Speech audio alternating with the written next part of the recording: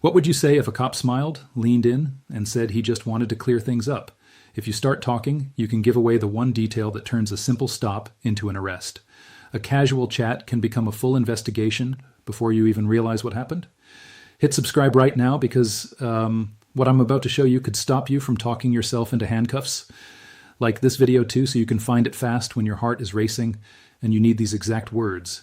Here's what you're about to learn.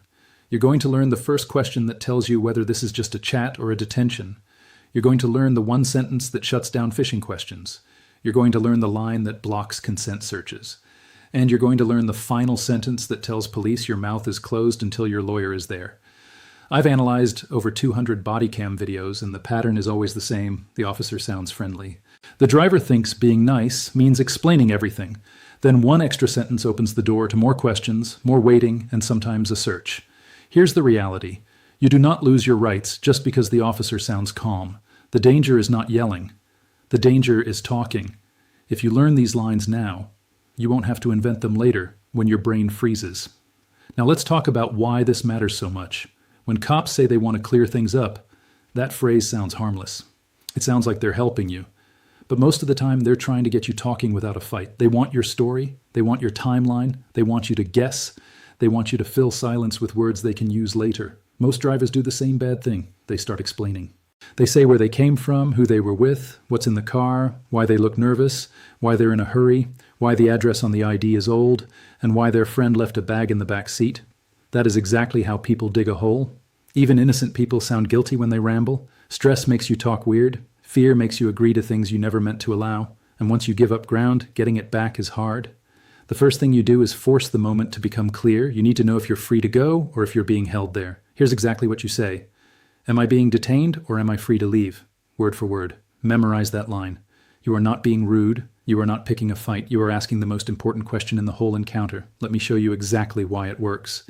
That question makes the officer choose. If you're free to leave, then you leave. Calmly. No speeches. No attitude. Just leave. If you're being detained, then you stop treating this like a friendly conversation and you move to your next protection. Bad way. Most drivers say, what's this about, officer? I didn't do anything. Then the talking starts and the officer gets a free interview. Good way. Smart drivers say, am I being detained or am I free to leave? Then the officer has to define the situation before you hand over more words. This question matters because of a case called United States v. Mendenhall. In plain English, the court said a stop becomes a seizure when a normal person would not feel free to leave. That means the line between a chat and a detention matters a lot. If you never ask, you can get trapped in that gray area where you keep talking because you think you have to.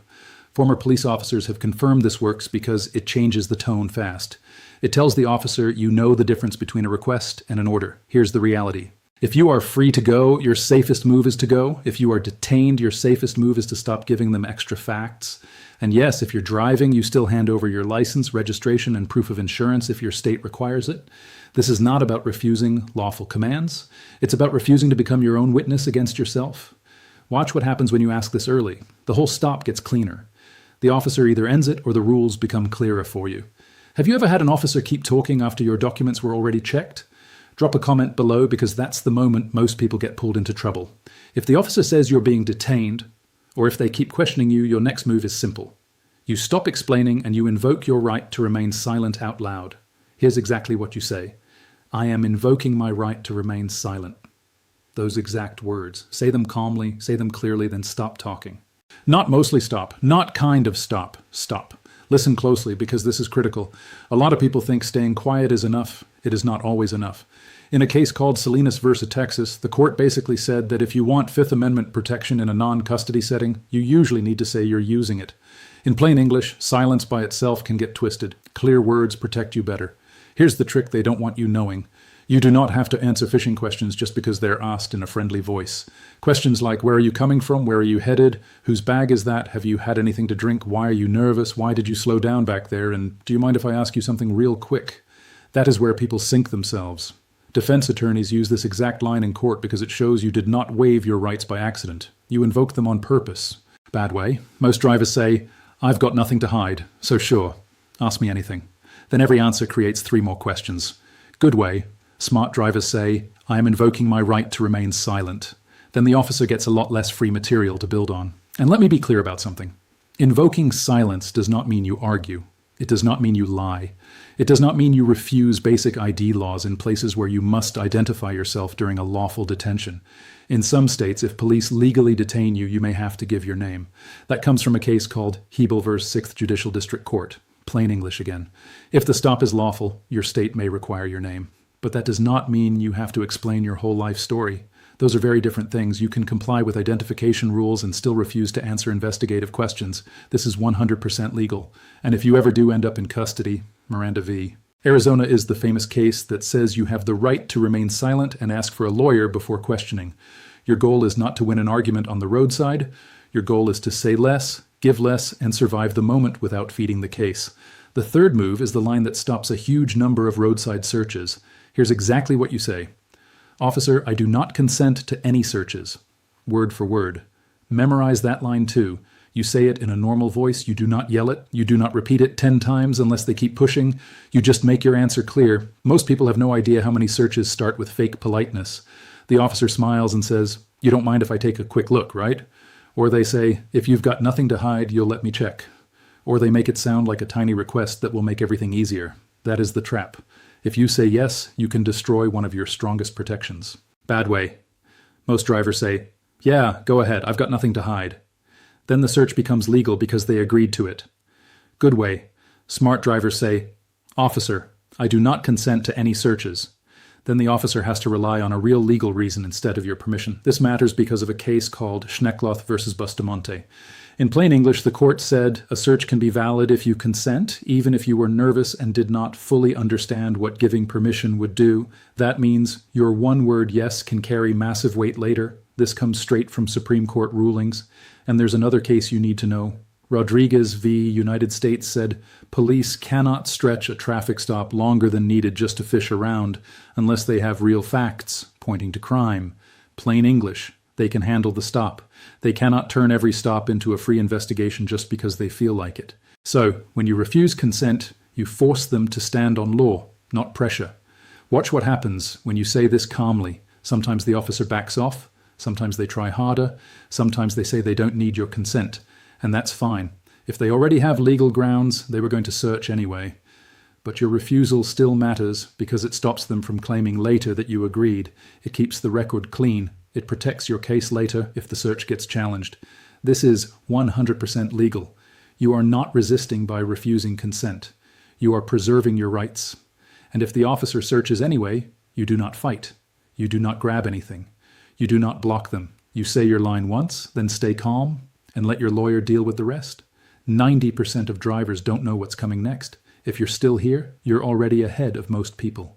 Drop a comment saying I'm still here because the next line is the one that shuts the whole conversation down.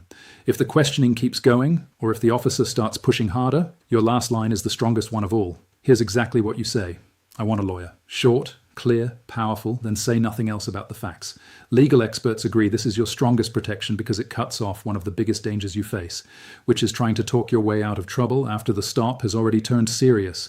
People think they can explain their way back to safety. Usually they talk their way deeper into the hole.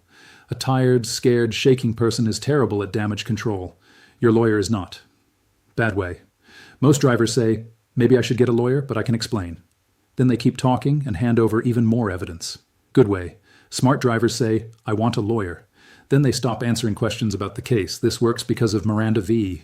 Arizona, and later cases like Edwards versus Arizona, plain English. Once you clearly ask for a lawyer during custodial questioning, police are supposed to stop trying to get answers from you about the case, unless your lawyer is there, or you start the conversation again. That last part matters. Do not reopen the door. Do not say you want a lawyer, and then keep chatting because the silence feels awkward. The silence is your shield. Your job is to sit in it. Let me show you exactly what that sounds like in real life. The officer asks, so whose stuff is that in the back seat? You say, I want a lawyer. The officer asks, if it's not yours, just tell me whose it is. You say nothing about the facts. The officer says this will go easier if you cooperate. You still say nothing about the facts. That is how you protect yourself when the stop gets dangerous. Some people watching this will say, won't that make me look guilty? Maybe. But looking guilty is not the legal standard. Being proven guilty is. And your words can help prove a case that never should have existed. I've seen body cam clips where one nervous sentence opened the whole thing up. A shaky answer about where someone was coming from, a lie about who owned the bag, a careless yes to a search. Then everything changed. Your lawyer cannot unring every bell. That is why your best move is simple, boring, and disciplined. Now tie all of this together with the big legal picture. First, United States v. Mendenhall tells you why your first question matters. If a normal person would not feel free to leave, that can become a detention. So you ask if you are being detained or free to leave because you need the status clear. Second, Salinas v. Texas tells you why you should say your silence out loud. Just going quiet can be messy. Clearly invoking your right is stronger. Third, Schneckloth v. Bustamonte tells you why your no matters so much. If you consent, that search can become legal even when you felt pressured, and Rodriguez v. United States backs up the idea that police cannot drag out a normal traffic stop just to go fishing without more facts. This comes straight from Supreme Court rulings, and the plain English lesson is simple. Ask if you're free to go. Invoke silence clearly. Refuse consent clearly. Ask for a lawyer if it turns serious. Those 4 moves stop you from doing the police work for them. Now let me walk you through a real-style roadside scene so you can hear the difference. You're driving home at night. The lights come on behind you. You pull over. Your hands stay visible. You give your license, registration, and insurance when asked. So far, so good. Then the officer comes back and says, "You seem nervous. I just want to clear a few things up. Where are you coming from? Who are you with? Is there anything in the car I should know about?" The wrong way sounds like this. You start talking fast. You say you're coming from your cousin's place, or maybe your friend's. You can't remember the exact address. And yeah, your buddy left a backpack in the back, but you don't know what's in it, and no, you don't mind if they take a quick look because you've got nothing to hide. Then the officer hears the shaky story, hears the uncertainty, hears the consent, and now the stop grows legs. More questions, more waiting. Maybe a search, maybe cuffs, maybe charges built out of your own mouth. Now the right way. The officer starts asking those extra questions. You stay calm and say, "Am I being detained or am I free to leave?" If the officer says you're free to go, you leave. If the officer says you're being detained, you say, "I'm invoking my right to remain silent." If they ask to search, you say, "Officer, I do not consent to any searches." If the pressure keeps rising and this is clearly turning serious, you say, "I want a lawyer." That is it. No speeches, no debate. No little side comments to be helpful. You comply with lawful instructions, but you do not volunteer facts. The stop may still be stressful. It may still take time. But now the officer has a much harder path because you stopped handing over free evidence. Next week, I'm revealing what to say when cops claim they smell weed, and that one gets people arrested every single day. Subscribe right now so you don't miss it, because that video covers the exact line that keeps smell claims from turning into instant consent. So lock these lines into your head right now. First, ask if you're being detained or free to leave. That tells you whether this is a chat or a hold. Second, if questioning continues, say you are invoking your right to remain silent. That stops you from feeding the case. Third, if they ask to search, say you do not consent to any searches. That keeps your permission off the record. Fourth, if it turns serious, ask for a lawyer, and then stop talking. You do not have to outsmart the system in the moment. You just have to stop helping it. Hit subscribe so you catch the next video on smell claims and roadside searches. Smash that like button if this just saved you from a future mistake you can't take back. And drop a comment telling me which line you're going to memorize first. Stay safe out there.